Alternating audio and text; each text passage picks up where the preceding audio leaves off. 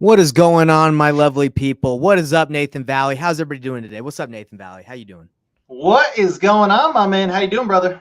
I'm feeling good, man. And for everybody that's watching this, if you don't know who I am or Nathan Valley is, let me just give you a quick intro. My name is Nathan Payne. I've been in the game for 6 years now. My anniversary just came up on wholesaling. I've done several deals, hundreds of deals, millions of dollars in transactions. And my goal is to help you guys succeed. That's really why we do this. We do a lot of deals with people that watch this. We help people do deals that they probably didn't think were deals.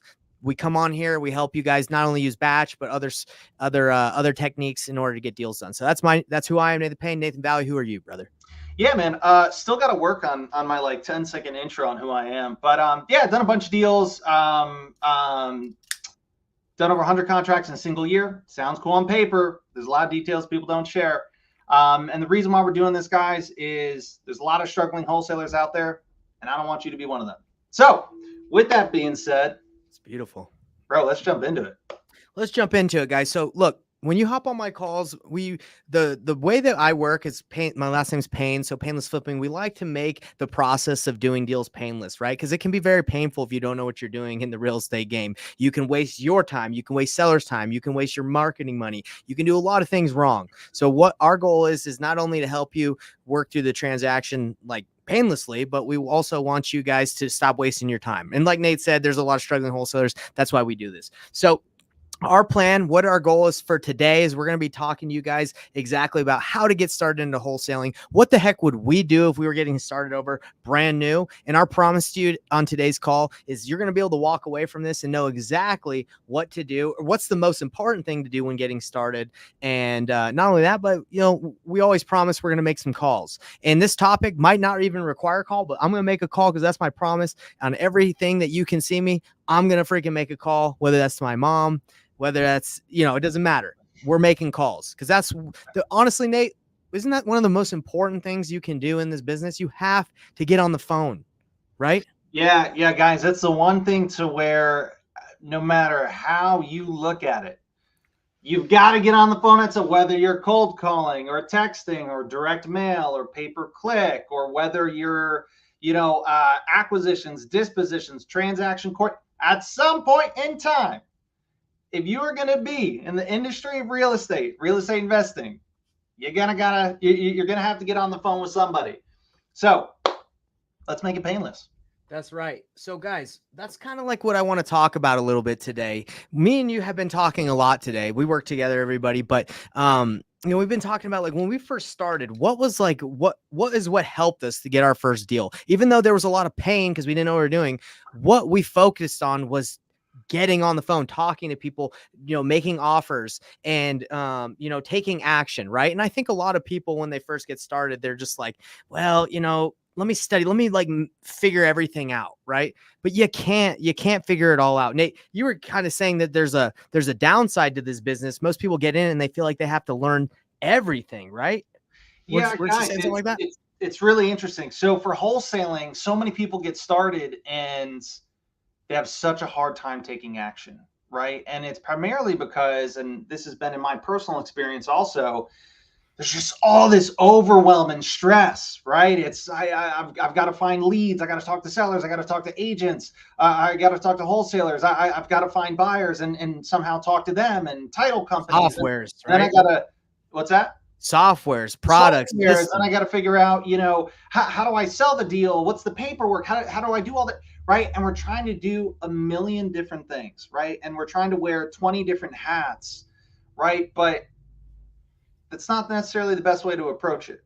Right. Guys, think of anything. If you were to be a real estate investor and you want to flip a house, well, there's a lot of different jobs that go into that. And you probably wouldn't do all of them. Right. There's calling and negotiating, finding the deal. Right. Well, then there's, okay, well, who's going to make all the money that I can use to buy the deal? Right. And then, okay, well, who's going to be swinging the hammer to fix up the house? And who's going to, make all the materials? And then who's going to be the person to list and sell the house? And then who's going to be the person to represent the title, to be the title company and that in between party? And then, right. So we don't wear all those hats, right? No. Right. With real estate investing, we might only wear one or two of those hats. Most people don't. Now they might have companies that fit every one of those roles. But with wholesaling, people take that same kind of flawed approach. Well, I need to be the lead generator, the prospector. I need to be the closer. I need to be the excuse me, the transaction coordinator. I need to be the dispositions manager and cultivating relationships and the follow-up specialist. Right, guys, there's like 20 hats you can wear in a wholesaling business. Right. And the reason why I feel overwhelmed is because we're trying to wear all 20 of those hats at the same time. Right. And it's like building a bridge. If I'm trying to learn how to find leads and have that conversation, and then I'm trying to learn how to close and have that conversation, and then I'm trying to learn what's the paperwork and the transaction coordination part of it, and then what about finding buyers, and what about having that conversation with buyers, right, and that negotiation process with buyers, guys. That's what, how many was I listed? 6, 7, whatever. You could go on forever, bro. You could go on forever. There's so many. All of those bridges, what happens is the reason why when you chat with a lot of people, it might take them 6, 12 plus months to do it their first deal. A lot of times it's because they're trying to build 5, 6, 7 bridges at the same time, right? And you run into one bridge, putting down a brick. You run to the second bridge, put down a brick. The third bridge, put down a brick. And after 6, 7 bridges, you're like, oh, why is it taking me so long to get to the other side? Well, what if you could just be laser focused on just one thing, and you could master and just build that one bridge as fast as possible, right? So rather than running to 6 different bridges, you've just got that one bridge, and you're putting down brick, brick, brick, brick, brick, brick, brick. What were you telling me about Bill Gates? And I think another guy said the number one thing that helped them succeed, and they wrote down, tell it really quick. Yeah, pretty popular example. So there was an interview with Bill Gates. I've never heard about it, by the way. It's popular, but I haven't heard of it. Yeah, and this is third party, right? I've heard a number of people talk about it. It's an interview with Bill Gates and Warren Buffett, and what they talked about was the interviewer, Bill Gates, Warren Buffett. They're sitting next to each other, and they've got like a pad and a pen. And the interviewer asked them, I believe it was something along the lines of, "What do you believe is the number one key to success?" And they both write their answer down on the back of the pad. And then at the same time, they flip. They didn't know what the other person wrote down. They both had the same exact answer. And what they both wrote down, 2 completely separate people, 2 completely different businesses, right? Bill Gates, Warren Buffett, 2 totally different industries. They both wrote down focus. Focus. And guys, I don't care what industry you're in. If you look at the greats or the titans in that industry, you'll hear this recurring theme over and over and over again. Focus is everything. So same thing, whether you're a titan, whether you're Bill Gates or Warren Buffett, all the way down to, hey, I'm just looking to get started.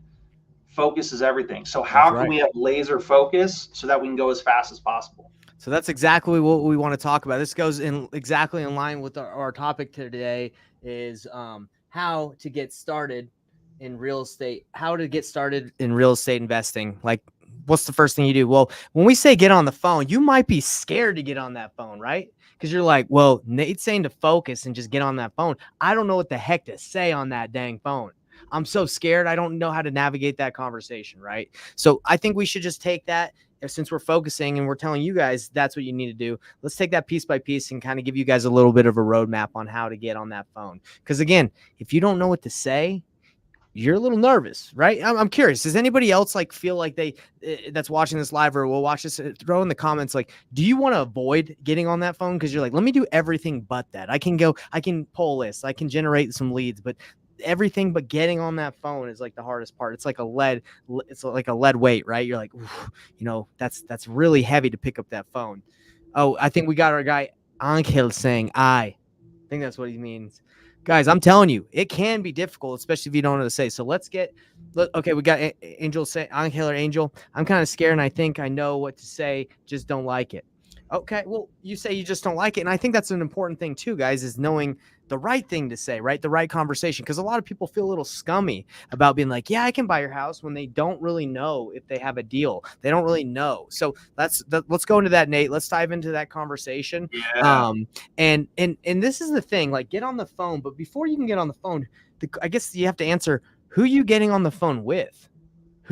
you can't just call the phone book, right? So and when you're getting started in wholesaling, you need to know who you're trying to even call, because it's not like you can just call every MLS agent that has a listing. You might be calling every new build that's like there's no distract. Well, you never know, right? There's always a chance, but you have to call the right people. So let's kind of talk about the different people you can get on the phone with, and then it's the focus of who you talk to. You got to hone in, right? So Nate, you want to rattle some off? I got like you can Yeah, work guys. So there's a number of different ways we can get on the phone, right? Or we can get in contact with somebody, right? Some of the really popular ones in real estate is cold calling, right? Texting. There's direct mail. There's pay per click. There's ringless voicemail. I don't know if people still do that anymore. I think they got banned a little while ago. Excuse me. Right. So there's a number of different options, right? But we're all kind of leading to the same result of whatever I choose. My ultimate goal is I'm looking to have a conversation with the person about selling their property, right? Or ideally with a qualified, motivated seller. And I think for me, it narrows down to there's three types of people you can do deals with, and you got to focus on which one you want to do work with, because they're different conversations. You have sellers, right? Direct to seller. You have agents, and you have wholesalers. Those are the three people at the top of my head. Am I missing anything, Nate? Are there? No. I think that's perfect. Yep. So you got your wholesalers that you can do deals with by networking, dispoing, doing deals. You got agents, and then you have direct to seller. A lot of people want to just go direct to seller because it just seems like the easiest thing to do. That's how I got like gritted my teeth and learned, as I was like, oh, I got to go find sellers. But these are great ways to do deals too, is through wholesalers and agents, right?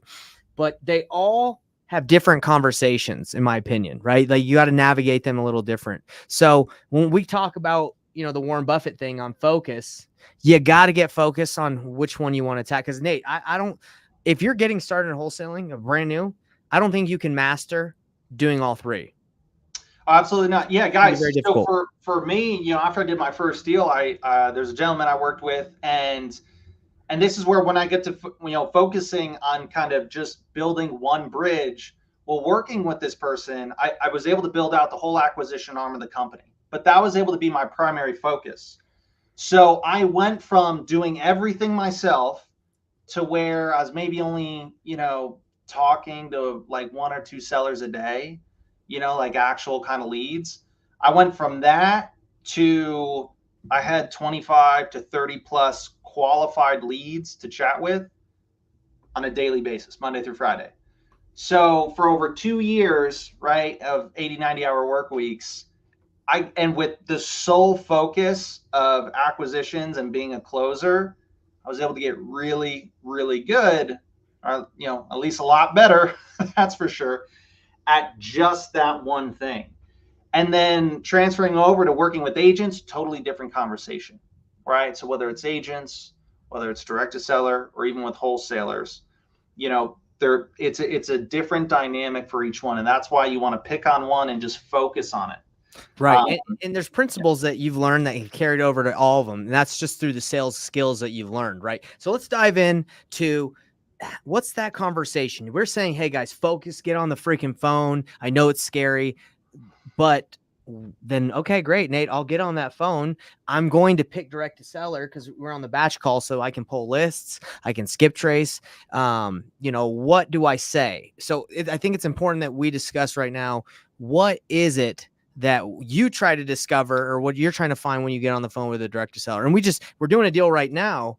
And, the process that we do is different than the traditional wholesale that most people teach. Most people teach just to, make an offer, get it locked up, then try to sell it. We do the opposite. The painless flipping way is we don't even get it under contract until we have an offer from a buyer. And then we lock it up because we know how big the spread is from what the seller wants and what our buyer will pay. So we sometimes make whale deals, big deals out of deals that probably would have been tiny because of the process, and we navigate a little bit differently. But we're not going to dive too much into that. But let's talk about the direct to seller route. We're going to go a little bit deeper. Yeah, and just one kind of specific detail I want to throw in there about that deal that you mentioned. that deal, well, we got that under contract for, I believe it was it 150 or $200,000 less from what she was originally asking. Originally, she wanted 850, and we got it at 652. So what is that? $198,000 less, which Yeah. would not have happened if we did not apply what we're about to show you. Like, guys, So imagine just offering someone $198,000 less than what they want in the very beginning, and them saying yes. Good luck. Okay, there's a process to it. So yeah, guys, this is gonna be good. Like if you don't have a pen or a pad of paper, grab it or come back to this video. You're gonna want to rewatch this. This is like my bread and butter. This is what I do. This So man first and is foremost, made to talk to sellers. yeah, I was, man. So guys, pro tip number one: if I could reach through the screen, grab you and shake you, because so many people are taught to do this. Guys, do not make an offer on the first phone call. Oh my gosh, please, for the love of God, stop making offers to people on the very first phone call. Guys, we're not buying, like a broken bicycle off Craigslist. These are people's homes that are worth hundreds and hundreds and hundreds of thousands of dollars. These are items, right? This is property, the most expensive piece of property that most people that you're talking to that they own or have bought or will ever buy. So stop rushing it, right? And what that does is that also takes the pressure off you at the same time. Especially if you're brand new. If you feel like you got to make an offer on that first call, you're going to feel a little nervous. Get that out of here. You don't need to. So slow it down a little bit. That's kind of number one.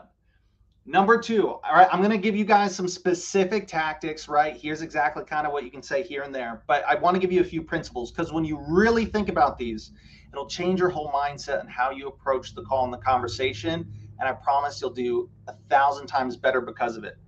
So one of my favorite principles, right? And I got this from Alex Hermosi. So give credit where credit's due. When it comes to sales, genuinely care more about the other person's outcome than they do. I'm going to say that again. Genuinely care more about the other person's outcome than they do. Especially when getting started. I know in my own experience, when I first got started, guys, I was dead broke when I first got started with wholesaling. Oh my gosh, I'd spend like $37 on skip tracing and just be like, oh man, I hope this comes back to a deal. I was broke. I was dead broke. And every time I'd get on the phone, all I could think of was like, oh, I need a deal. I need a deal. I need a deal. Right? You had that commission breath, bro. That's what yeah, they say. got that commission breath, that sales breath. And so sellers pick up on that. They hate that. And also you can sense all of that scarcity and that nervousness and like, and trying to push a deal. Guys, just put yourself aside and just think about the other person on the phone. Because when you do, you're going to come off way more genuine. You're going to be significantly more confident because now you're just there to help the other person. And three, you're going to get so much further at the same time, right? So care more about the other person's outcome than they do. And yes, that means if there is another option that is genuinely better for them in every way, I tell them that option. So care more about their outcome. A lot of people are afraid to bring up listing. Like, have you thought about listing it? They don't even want to bring it up. I wasn't trying to bring any of that up when I first started. Now I'm like, hey, have you thought about listing this? Seems like a great house. You want to see what they're thinking. 100%. So guys, that's why number one, we don't make an offer on the first call. And guy, unless they are absolutely begging you, and even then, I'm like, I'd really rather not. Easy come, easy go, right? Like if they're like, yeah, I'd take this, you're like, you sure? Just be in your back of your bed, be like, all right, hold on.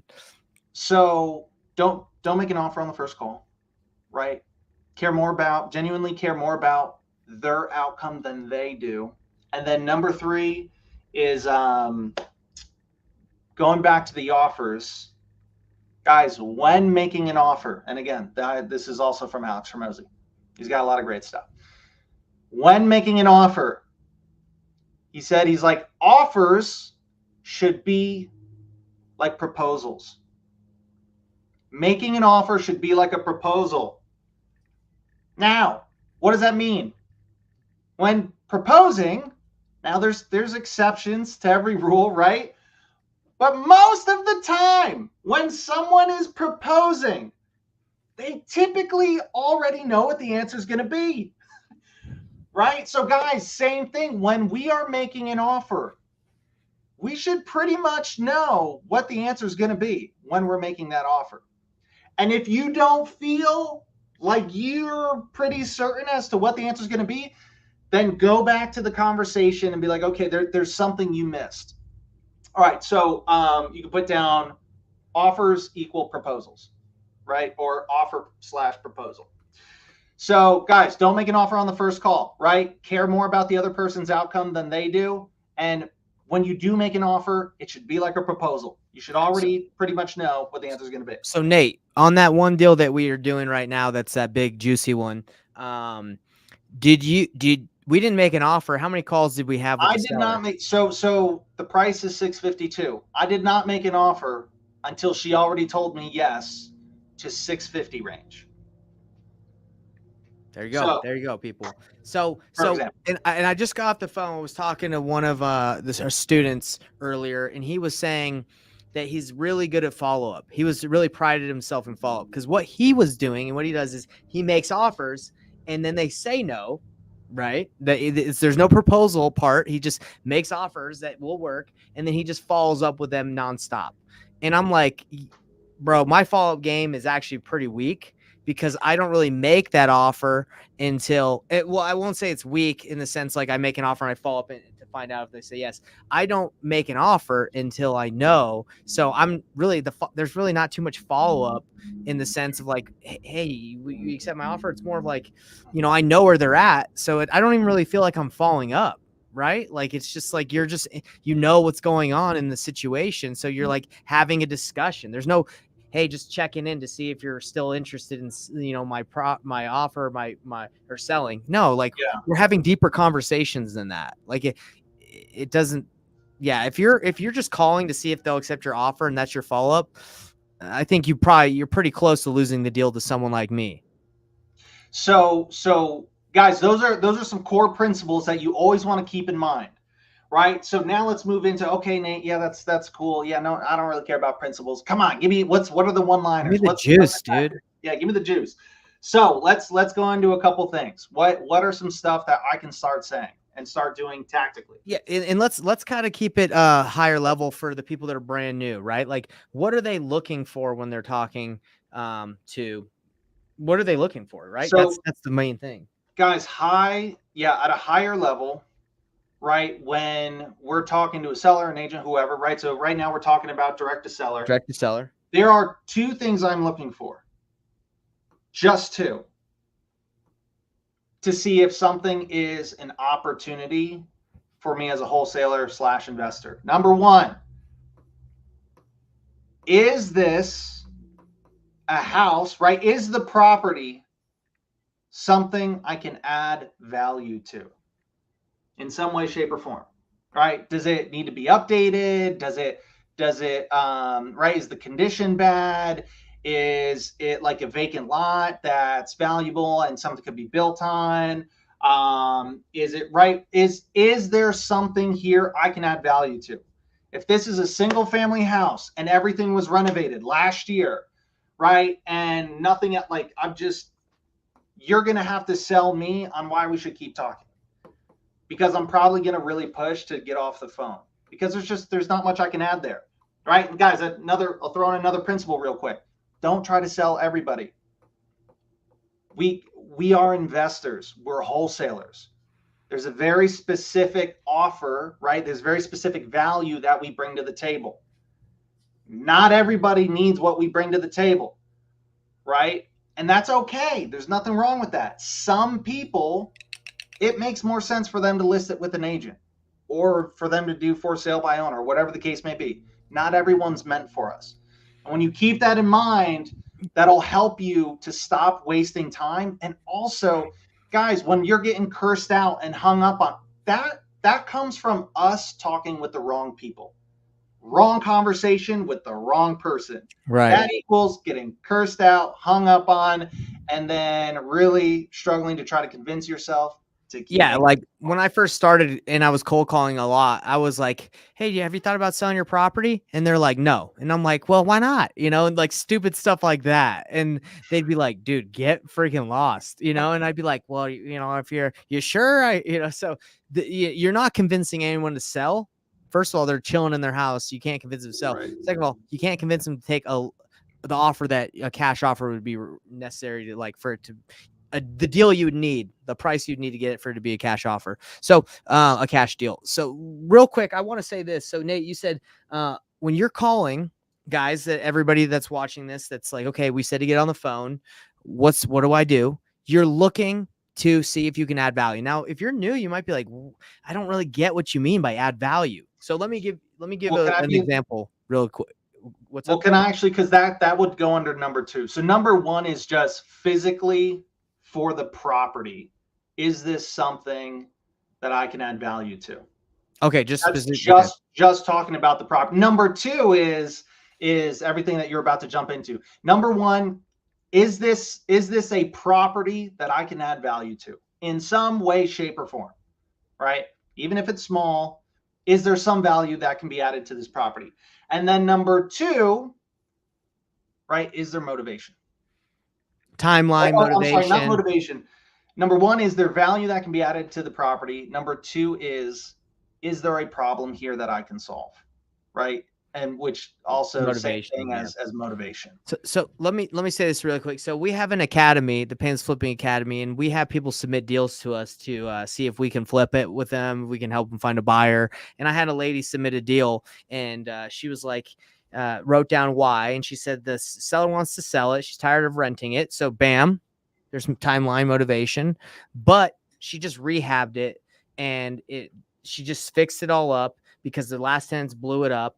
And that kind of like the condition's really good, right? So she wants to sell it because she doesn't want a more rental, but it's really nice. So it's like that's like kind of like not that's something like if they're like really really motivated, right, in their timeline and they want to sell in a week and they're willing to take a discount because they need to sell, they can't afford it, like that's something that would cause this to be a deal. But if they're like, yeah, I'm kind of tired of renting, but I fixed it up because I want to get as much as I can from it, then like that's not an opportunity. So you really have to know again where you can add the value and if it's an opportunity or not, right? That's the most. If you guys can get one thing when you first get started is having like a radar or a sensor, like a spider sense, where it's like, bing, bing, bing, bing. This is an opportunity. That's really the first and the most important thing you can do when you get started. And guys, so right, we're trying to find out, is this a property that we can add value to? And number two, is there a problem here that we can solve? Now, how do we find out those two things? Here's the actual tactics, right? What is Nathan? What does it mean? Me, Nathan, right? Nate, what do I say? What do I do to check those two boxes? Right? Which is what we're looking for. Like those two things is what I consider a qualified lead. So how do I qualify a lead? I do it by disqualifying the lead. Let me explain. So when I'm talking to a seller, right? Hey, Mr. Ms. So-and-so, it's calling, do you own the house on 123 Main Street? Or, yeah, you text me about your house that you own here, whatever, right? We get in the conversation. Yeah, love to chat with you a little bit about it. Why don't you tell me a little bit about the condition, right? So tell me a little bit about the property. Oh, well, it's got this, it's got that, blah, blah, blah. So first thing that I ask, right? They'll tell me a little bit about the house. And then I ask, right? I'm asking disqualifying questions. So I'll pause, right? He'll tell me, oh yeah, it's there's a door, just put on a roof, it's got that, and I'll pause and be like, oh wow, that's really nice.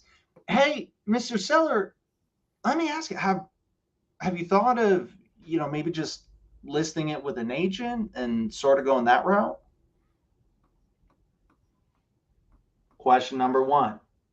Have you thought about listing it with an agent?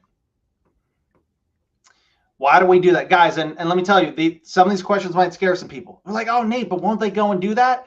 Guys, I promise you, you're not introducing anything that they haven't already thought of. It's not like they'll be like, oh my gosh, I didn't realize there were real estate agents, right? That's okay. And again, guys, we're looking for the people that we can serve.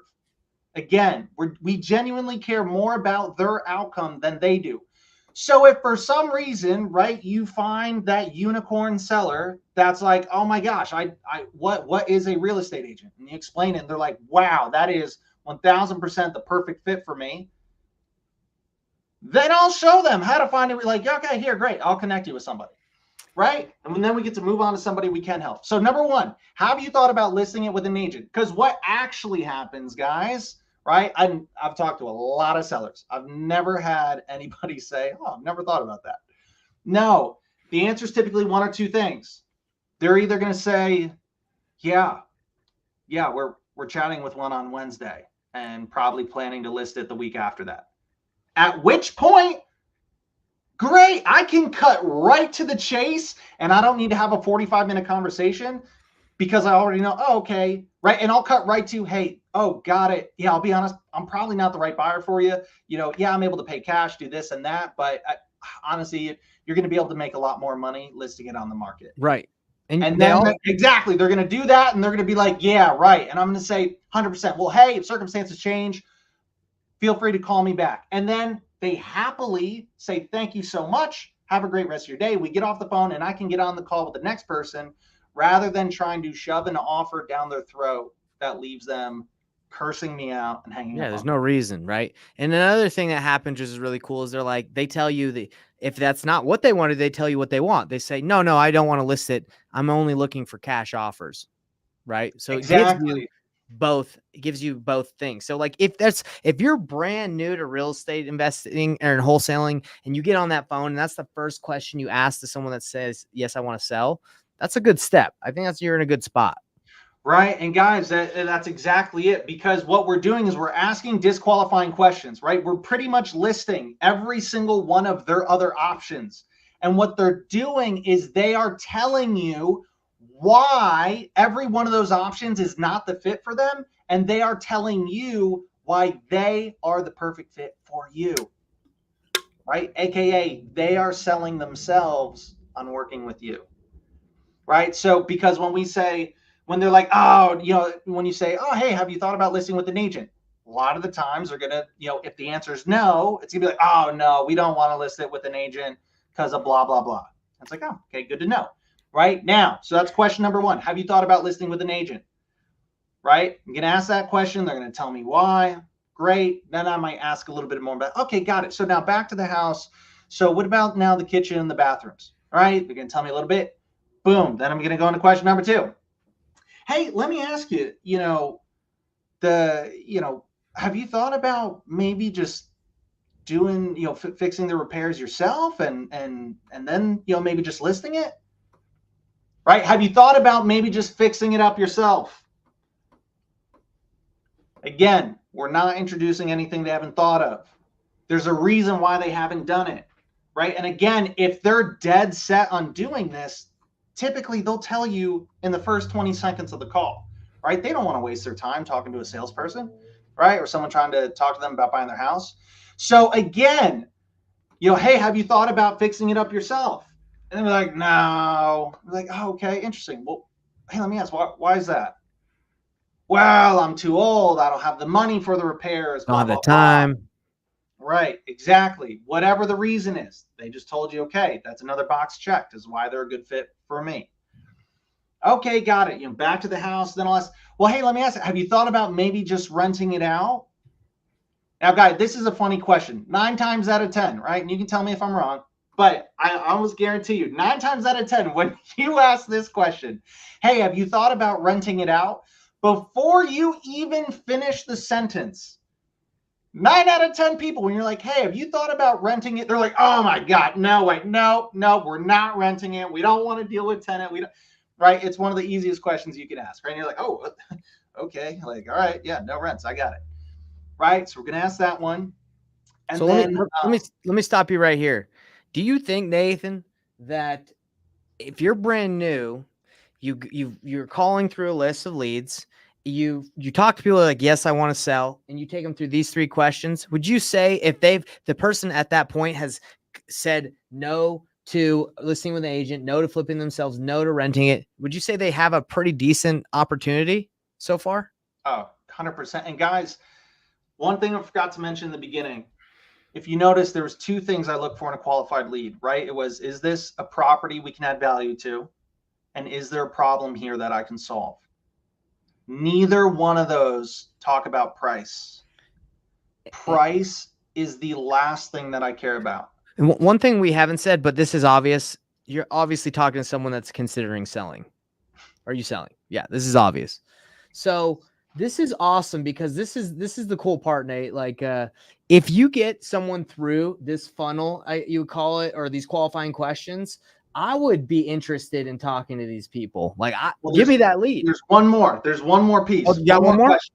All right. You guys want the fourth one? The last but not least, to tie it all off, right? You're like, hey, have you thought about listing it with an agent? Have you thought about fixing it up yourself? Have you thought about renting it out? And then lastly, it may seem pretty simple.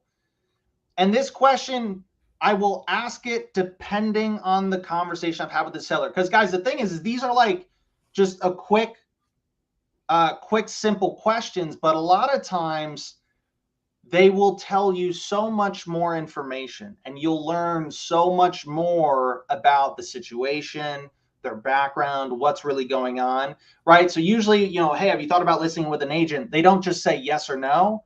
They'll say yes, blah, blah, blah, blah, blah, blah, blah, blah, blah, or right. No, blah, blah, blah, right? And they'll tell you a whole lot. And guys, don't interrupt them. All the information is really, really good. Let them talk, right? Because number 4, the last question I'll ask is, well, hey, Mr. Seller, let me ask, have you guys thought about just staying? I know, seems kind of silly, but yes, we're going to ask, hey, because that's their last option, right? You can either list it with an agent, you can fix it up yourself and sell it, you can rent it out, last but not least, or you can stay there. Now, when asking this question, this one is like the optional question, right? Or more of, not optional, but more situational. Guys, you need to have emotional intelligence. What do I mean by that? When we're having these conversations, again, sellers will tell you typically a lot more information than just yes or no. So if I'm talking to the seller and they're telling me, oh, yeah, no, we don't want to list it with an agent because we already bought another house. We're already moving. We don't have the time to list it. We need this sold now, blah, blah, blah, blah. I can't stay. I can't afford it. 2 houses. If they tell me something like that, I'm not going to ask them, hey, have you thought about just staying?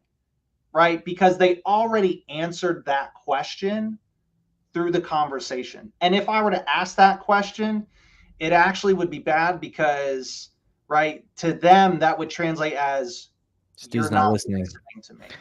Yeah. Nate, let me say something really quick about this. So, like, the cool thing about this is when you ask these questions, sometimes you'll just cut through all the crap and they're like, look, I've already talked to 5 cash buyers. I've gotten 5 cash offers. I got them at 250, 230, 280, 260, and I'm just looking for some more offers. Sometimes they'll just, when you're asking these questions, because they've had this conversation multiple times. And I've actually gotten quite a lot of deals by just being like, all right, so, let's just cut to the chase then. If I can beat that, are you ready to sign right now? Like, that's as fast as it can go sometimes. And then obviously you say not to make an offer on the first call, but if it happens like that, it's like, hey, I would just be like, let's lock it up. More so don't make the offer on the first call. Again, it's more of a, you don't try, like, the only exceptions to that rule is when the seller is like more or less begging me to make them an offer. Again, I'm not the biggest fan of making an offer on that first call, right? And it's more of a mindset of stop trying to rush it, just right. Like pump especially the for brake, the new person, right? The new person, take a deep breath. Yeah. So great questions, by the way. I love this because I more see myself as a consultant than a buyer that's just going to try and take all these deals. I want to know if us working together is going to be beneficial, like you said, on this one. Is it, can I provide value? Is it going to be a win-win scenario? I think you actually had it right here. That's my goal every time I get on the phone is I care about the seller. I do not want to buy their house if it's not a good option. Is this going to be a win-win? So if you go in with that mentality and you have no like sales commission breath, then these questions just are the best way to do it because you're not trying to sell them. You're trying to consult them and figure out what's the best option for them. Do you agree? 100%, guys. And when having these conversations, right, so many people just spit out in the very beginning, in the first 10 seconds, oh, I'm a cash buyer, I can close in 30 days, pay all cash, no closing costs, blah blah blah. We don't even know what they want, right? Like, they might not, like, you might be saying all the things that's actually scaring them away. They might be the right person for you, but closing within 30 days, that might be their biggest fear of the whole scenario, right? The deal we have right now is not, like, the timeline was not something that really was even brought up until later, right? So yeah. So guys, when having these conversations with sellers, you're not trying to sell them. I'm gonna say that again. We're not trying to sell them. I'm not trying to convince anybody to do anything. We're just trying to uncover all the information that we can. And then once we know all the information, well, then that's when your job's really easy. Because now it's like, oh, okay, well, now that I see everything, well, this would be the best solution that I can offer you for that. And then, guys, you know what my closing line is? What would you like to do? That's, like, honest to God, guys, that's closing line. Here's what we can do. What would you like to do? Right. And so, and does that feel salesy? Does that feel like an uncomfortable conversation? Right. No, that's so much easier. Right. So would you say that's why, Nathan, would you say that's why it's not nerve-wracking to make calls? Because you have no motive to convince or force anyone to do anything. You're really just looking for the right win-win opportunity, right? 100%. 100%. And guys, price, you notice not once have we talked about price yet. Not once. Because the price, whether the person's asking for $1 million or whatever, when you go through all of this, guys, let's think about it. Let's, like, your cash offer, would need to be around 200,000. And the person's like, I want 500,000 for my house. If you go through all those questions, let's just say you're like, okay, I'm not going to care about them wanting 500. I'm not going to talk price or anything. I'm just going to say, okay, and then ask them more about the property, ask them the disqualifying questions. And then from there, if they check all the boxes, even if you're like, okay, like, I know he says he wants 500,000, but I'm the only person he can work with. Like, for all the things that he told me, his whole situation, the things that he absolutely needs, he can't, the seller can't work with anybody else. Nobody else can solve all those problems. So Nate, let me say, even if it's not a yes today, sorry, I just want to finish this point. So even if the guy is, or gal is still stuck on the $500,000 number, again, that is still a massive win for you. And I'm not going to make the offer because I'm going to say, hey, you know what? I don't think I can get to that number right now, but let's stay in touch, because now I know without a doubt, I have all the information. I know, ooh, this is a hot lead. I don't know if it's going to be today, tomorrow, next week, or next month, but I know I am the only person that can solve this seller's problem. I'm going to follow up with them because at some point they're going to, in order for them to solve their problem, they're going to have to sell to me or somebody like me. So exactly. So let's talk about the deal, the $35,000 deal we did. The agent, the seller, remember the one that we did in Layton? So the seller, the agent, they wanted like 250. No, they wanted, like, in the beginning, like 350. That's what she told us. And when I hear a price that's usually high, it's because they just looked at Zillow and they're like, oh, that's what I think my house is worth. I don't care. It's like in one ear, out the other. As soon as I hear them, I'm like, okay, obviously they want as much as they can get. Then the questions come out to find out, is this an opportunity? And that was an opportunity. Guy needed to sell quickly. He had a problem. He wanted to stay in it after close. The house is distressed. A lot of issues. Same thing with the one we're working with right now. The condition is fine, but there's tons of motivation. There's tons of problems to be solved. Doesn't want a ton of people walking it. So we're letting you guys know and showing you guys that price on both of those we're referring to out of the hundreds that we've done, price is usually always comes in way higher. You get lucky if someone just lowballs themselves. You really are just like, and by the way, when someone really lowballs themselves, I don't even consider it lucky, because I say, hey, I still go through these things. I'm like, are you sure? Have you thought about listing it? Like, you don't want to just be like, oh, great, you want $100,000 less than Zillow says, let's lock it up right now. Because they're not going to be immediately signed. They're going to be like, well, there's going to be some apprehension even if they go low. So anyway, guys, and one last thing I'll say about that deal specifically, right? Because we just touched on when you ask all those questions, right? I didn't say what our offer could be up front, because if I did, we would have lost the deal. I wanted to wait, right? We waited, we asked questions, we learned, we uncover all the information that we can, right? We learned what's going on with the entire situation. And then we put on a silver platter the perfect solution that solves all of that seller's problems. right. That is exactly what we did on this deal, because there was a lot of competition on this deal. There was a lot of other wholesalers. Yeah, we and beat the other some wholesalers, gurus, baby. We beat some other the other gurus in my wholesalers market. offers, the other wholesalers offers were like $20,000, $30,000 higher than our offer. You might say, well, Nate, how did you guys get that deal? Like 20, 30 grand, that's a big chunk of money. Well, the reason is because I knew what was important to the seller. Of course, everybody wants to get as much money as possible, but the seller, he was about to lose his home to foreclosure. Certainty was extremely important because he was at the end of his timeline. If somebody had an inspection period, which all the wholesalers did, right? If they had an inspection period on the offer, if they weren't able to sell that deal, he would have lost over $200,000 that he got for that. He would have lost everything. Now, aside from certainty was really important to him. Aside from that, another thing that was really important to him, well, even if he gets a perfect price and he gets certainty, well, if we close on a Wednesday, he's got to be out on Wednesday. But he's broke. He's losing the home to foreclosure. He doesn't have any money. And so he didn't have anywhere to go.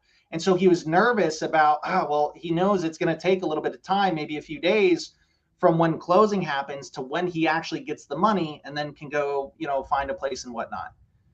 So we were able to solve that problem and say, well, hey, Mr. Seller, well, what if we were able to do an offer to where on closing, you would get half of your money and you can stay in the property for an additional 2 weeks and you can take your time, find a new place, no rush, and then you can move out.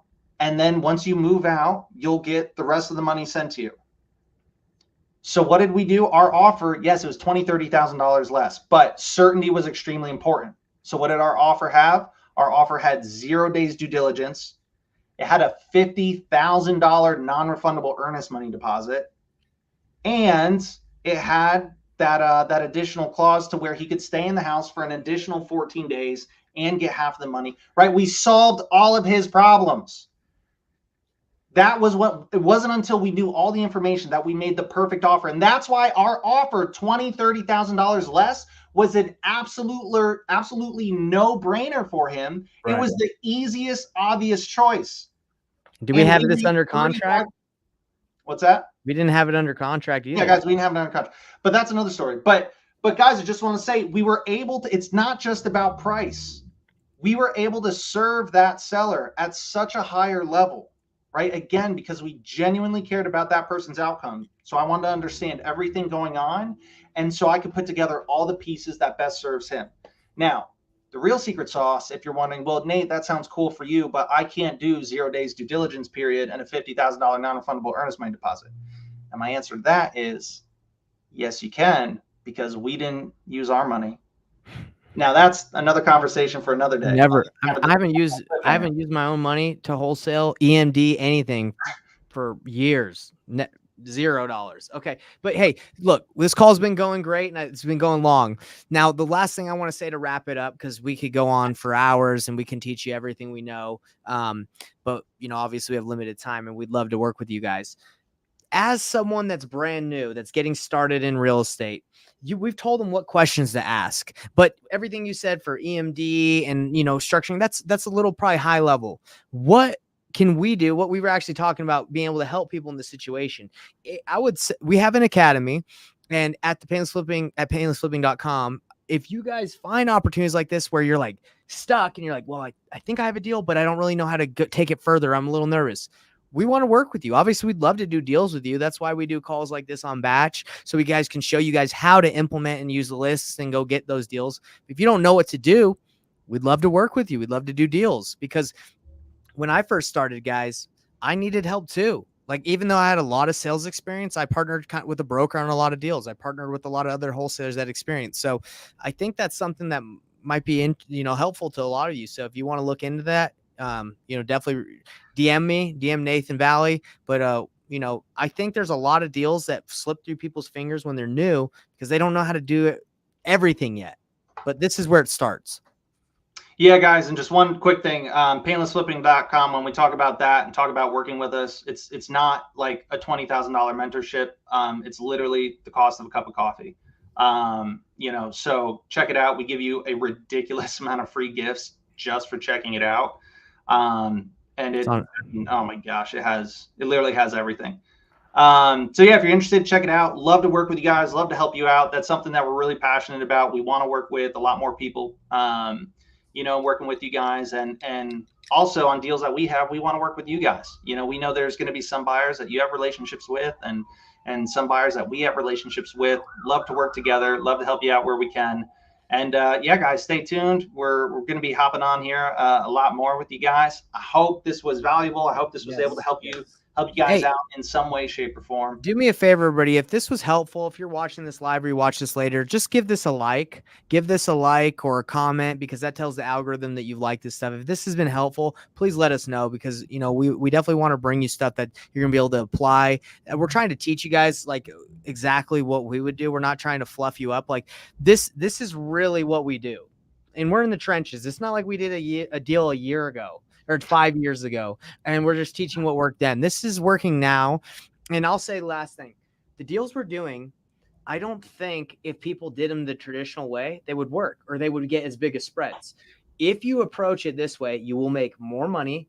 Everyone will be happy. The seller and the buyer, everyone feels comfortable. And we've talked about this. It's doing deals the painless way. It's doing things ethically. It's not ethical to say to someone, hey, I can buy your house at this price, not know, lock it up, take 5 days, and waste their time, and then try to renegotiate. That's not what we do. We do it the painless way. We do it the right way. And we want to teach you guys all how to do it. So anyway, guys, perfect example. And I'll end on this. That house that we made $35,000 on, all those other wholesalers said they're the cash buyer with an inspection period. If they couldn't fulfill on their promises, and that seller lost his home and lost over $200,000 that he could have gotten, does that feel like the business you want to be in? Right? Probably not. And my guess is, because this is what was true for me, and I'm just like being real with you guys. In the very beginning, I had a really hard, like same as probably a lot of you, right? I was like, I had a lot of resistance with talking with people, right? Whether it was cold calling, texting, whatever, right? Talking to sellers, agents, whoever. And it's because I was having this internal conflict to where I know this is what everyone's telling me to do, but I can't help but feel like I'm being a little bit dishonest. And that really bothered me for a long time, right? That's what we call traditional wholesaling. But guys, there's a new way to where you can be honest, you can be ethical. Guys, that wholesale deal that we did, everybody knew, the agent, the seller, listed. It was listed. We were wholesaling it. They knew it wasn't our earnest money. They knew we weren't buying. And that's every single deal that we do. Single deal that we do, everybody knows exactly what's going on. And now I don't necessarily word it, hi, can I wholesale this property? No, there's a proper way to go about it and framing it. But guys, there is a better way. And trust me, the business is so much better. And it's 1,000 times easier when everybody knows what's going on. So again, if that interests you at all, go to painlessflipping.com. Check it out. Love to see you guys there. The house was listed, everybody. And she added in an addendum that, and had the seller sign off their whole, they're signing it. Anyway, we could go on for hours and hours and hours. Guys, we love this. We love doing it this way. I don't lose sleep like I used to. I used to be like, oh, I hope he signs. I hope he doesn't see the wholesale fee. Guys, everybody knows. Who cares? Okay? So anyway, Nate, I know you got something to say to that. Bro, I could go on for days. But again, guys, really hope you got some value out of this. It was great chatting with you. I hope I was able to help, make your wholesaling journey just a little bit easier. Yeah, let us know. And guys, try out those questions. Next time you see us live Right here, guys. or on the socials or whatever, guys, shoot us a comment or whatever and let us know, hey, this worked. Nate, oh my gosh, it didn't work. Let me know. And I've done it a million times, so I know it works. But let me know how it goes for you. Maybe there's just one or two little tweaks you need to make. Yeah, there's absolutely no pressure or any anxiety you should feel from talking to someone that wants to sell and asking these questions. These are questions that they want to talk about. They want to answer these. That's what they're thinking about selling. So shout out to JTR Joey. Appreciate y'all. We appreciate you, man, for staying tuned. The CEO, always a great supporter of our show. Appreciate you, brother. And Angel and all the others. If we don't see your comments, we are on StreamYard. It's just sometimes the they don't come through unless you're watching on YouTube. And yeah, give us a like where you're watching. Put this out there, and guys, we're gonna see you again. Don't you forget it. Check out painlessflipping.com. Peace out. See you guys. We're going live again tomorrow, bro. Peace.